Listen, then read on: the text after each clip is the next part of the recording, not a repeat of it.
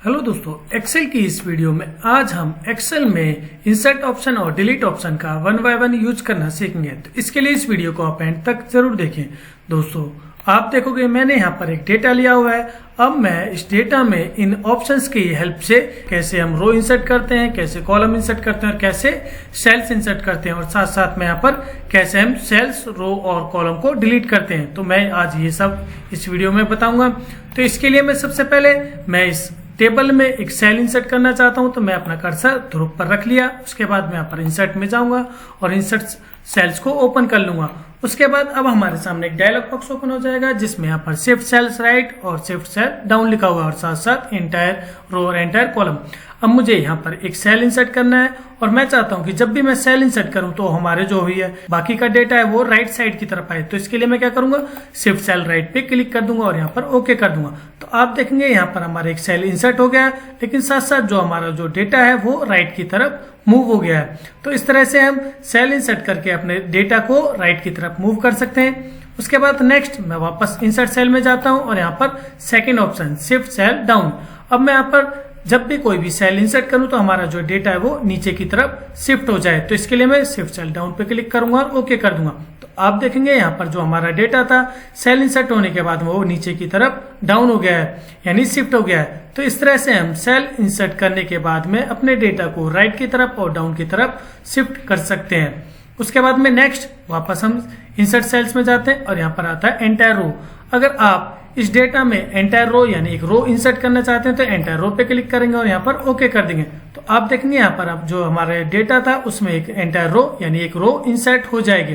तो इस तरह से हम एक रो इंसर्ट कर सकते हैं। अब मुझे कॉलम इंसर्ट करना है तो मैं क्या करूंगा, मैंने अपना कर्सर यहाँ पर रखा, उसके बाद में इंसर्ट में गया और यहाँ पर इंसर्ट सेल को ओपन कर लिया और इसके बाद में एंटायर कॉलम, उसके बाद में ओके कर दूंगा। तो आप देखेंगे नेम और एज वाले कॉलम्स के बीच में एक न्यू कॉलम इंसर्ट हो जाएगा।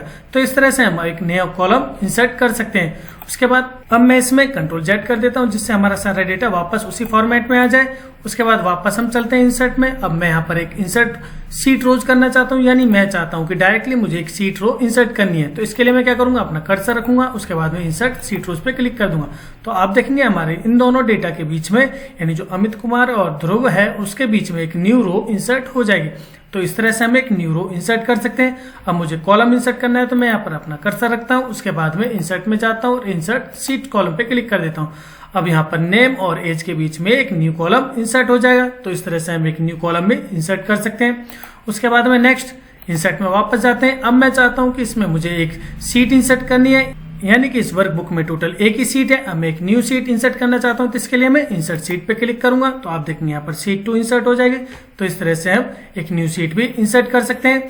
उसके बाद में अब ये सीट हमारी इंसर्ट हो गई है। अब हम साथ साथ इसमें डिलीट ऑप्शंस का भी यूज करेंगे। तो इसके लिए मैं वापस सीट 1 में जाता हूँ। इसके बाद अब आप इस टेबल में एक सेल डिलीट करना चाहते हैं तो इसके लिए हम डिलीट सेल को ओपन करेंगे। डिलीट सेल ओपन करने के बाद में एक डायलॉग बॉक्स ओपन हो जाएगा।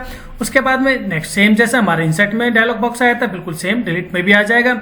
अब आप चाहते हैं कि जब भी हम कोई भी सेल डिलीट करें तो उसके बाद में जो हमारे से बाकी का डेटा है वो लेफ्ट की तरफ या फिर ऊपर की तरफ मूव हो जाए। तो इसके लिए मैं क्या करूंगा, मैं पहले इसको क्लोज कर देता हूं और अपना यहाँ पर कर्सर रख लेता हूं। कर्सर रखने के बाद मैं डिलीट को ओपन करूंगा, डिलीट सेल्स को ओपन कर लूंगा। उसके बाद में शिफ्ट सेल लेफ्ट, यानी जब भी मैं इस सेल को डिलीट करूंगा तो हमारा जो बाकी का डेटा है वो लेफ्ट की तरफ मूव हो जाए। तो इसके लिए मैं ओके कर दूंगा। तो आप देखेंगे जो हमारा पहले एक सेल था वो डिलीट होने के बाद में हमारा जो राइट की तरफ का डेटा था वो अब लेफ्ट की तरफ आ जाएगा। तो इस तरह से हम सेल डिलीट करने के बाद में अपने राइट साइड के डेटा को लेफ्ट की तरफ मूव कर सकते हैं, यानी बाकी सारे डेटा को लेफ्ट की तरफ मूव कर सकते हैं। उसके बाद में नेक्स्ट ऑप्शन है हमारा, वापस हम डिलीट में जाते हैं, डिलीट सेल में जाते हैं। अब आप जो भी सेल है आप सेल को डिलीट करने के बाद में बाकी सारे डेटा को ऊपर की तरफ मूव करना चाहते हैं तो इसके लिए हम शिफ्ट सेल अप पे क्लिक करेंगे और ओके कर देंगे। तो आप देखेंगे जो हमारा पहले सेल था उसको डिलीट होने के बाद में जो हमारा 22 नीचे लिखा हुआ था वो ऊपर की तरफ मूव हो जाएगा। तो इस तरह से हम सेल को डिलीट करने के बाद में बाकी सारे डेटा को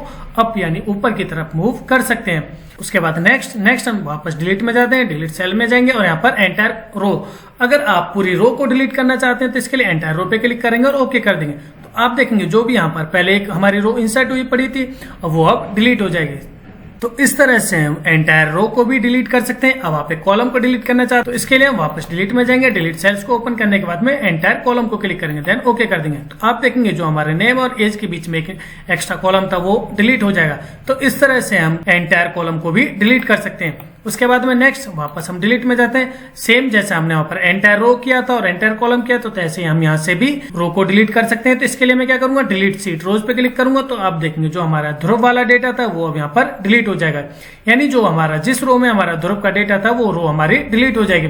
तो इस तरह से हम अपने रो के डेटा को डिलीट कर सकते हैं। अब उसके बाद में अब मैं चाहता हूं कि मुझे कॉलम भी डिलीट करना है। मैं जैसे यहाँ पर एज वाले सेल पर अपना कर्सर रखता हूं, उसके बाद में डिलीट में जाता हूं, डिलीट सीट कॉलम पे क्लिक कर देता हूं। तो आप देखेंगे जो हमारा एज वाला कॉलम था वो अब डिलीट हो जाएगा। तो इस तरह से हम अपना कॉलम भी डिलीट कर सकते हैं। उसके बाद में नेक्स्ट डिलीट सीट। अगर आप सीट डिलीट करना चाहते हैं तो इसके लिए जैसे मैं पहले सीट 2 पे जाता हूं। अब मुझे ये सीट जो मैंने पहले इंसर्ट की थी मैं उसको डिलीट करना चाहता हूं तो इसके लिए मैं डिलीट पे जाऊंगा और यहाँ पर डिलीट सीट को क्लिक कर दूंगा।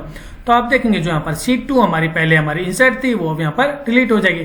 तो इस तरह से हम एक्सेल में कोई भी रो, कॉलम और सेल इंसर्ट कर सकते हैं और साथ साथ अगर आप डिलीट करना चाहते हैं तो अपने रोज को, कॉलम्स को और सेल्स को भी डिलीट कर सकते हैं। दोस्तों इसके साथ हमारे इंसर्ट और डिलीट वाले ऑप्शंस कंप्लीट होते हैं। अगर आपको ये वीडियो अच्छी लगी है तो प्लीज इस वीडियो को लाइक करें, शेयर करें, इस चैनल को सब्सक्राइब करना ना भूलें। धन्यवाद।